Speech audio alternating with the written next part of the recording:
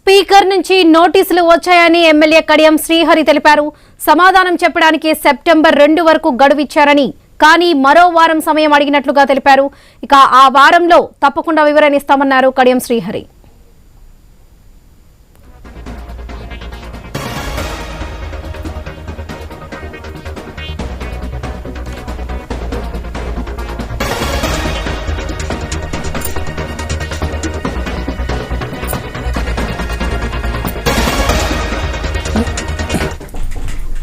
Speaker నుంచి నోటీసులు వచ్చాయని ఎమ్మెల్యే కడియం శ్రీహరి తెలిపారు. సమాధానం చెప్పడానికి సెప్టెంబర్ 2 వరకు గడువు ఇచ్చారని, కానీ మరో వారం సమయం అడిగినట్లుగా తెలిపారు. ఆ వారంలో తప్పకుండా వివరణ ఇస్తామన్నారు కడియం శ్రీహరి.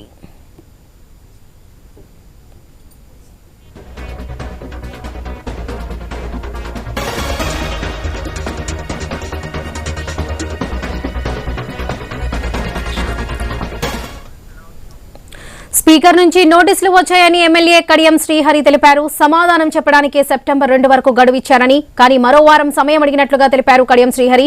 ఇక ఈ విషయానికి సంబంధించి పూర్తి అప్డేట్స్ మా ప్రతినిధి ప్రశాంత్ అందిస్తారు. ప్రశాంత్.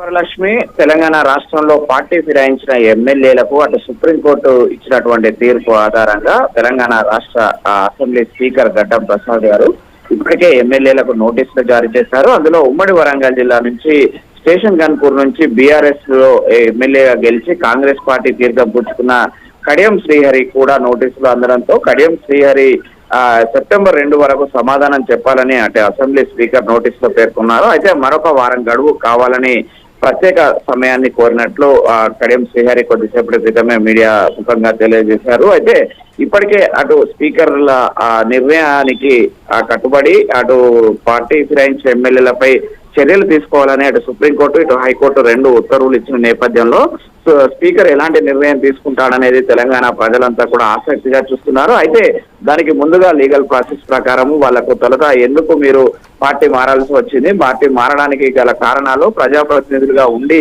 సేవ చేయాల్సిన వారు ఇలాంటి నిర్ణయాలు ఎందుకు తీసుకున్నారు, వాటిపైన వివరణ కోరుతూ అసెంబ్లీ స్పీకర్ వీళ్ళందరికీ కూడా పార్టీ ఫిరాయించిన ఎమ్మెల్యేలకు నోటీసులు జారీ చేశాడు. ఆ నోటీసులకు ఎలాంటి సంజాయిషి ఇస్తారు, ఆ సంజాయిషి పైన ఎలాంటి తీర్పు స్పీకర్ తీసుకుంటాడనేది మాత్రము అందరూ తెలంగాణ ప్రజలు అటు అన్ని రాజకీయ పార్టీలు ఆసక్తిగా చూస్తున్న పరిస్థితి ఉంది. Varalakshmi. Right Prashant, thank you.